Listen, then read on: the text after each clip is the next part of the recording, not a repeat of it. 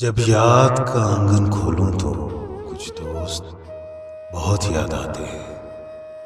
میں گزرے دنوں کو سوچوں تو کچھ دوست بہت یاد آتے ہیں۔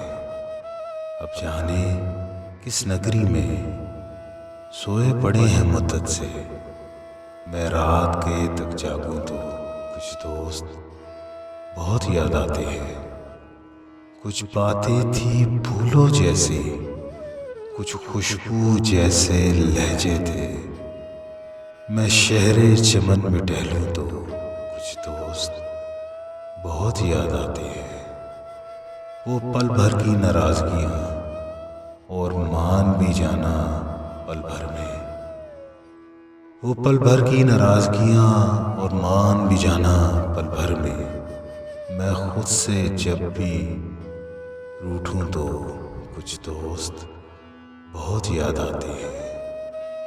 جب یاد کا آنگن کھولوں تو کچھ دوست بہت یاد آتے ہیں۔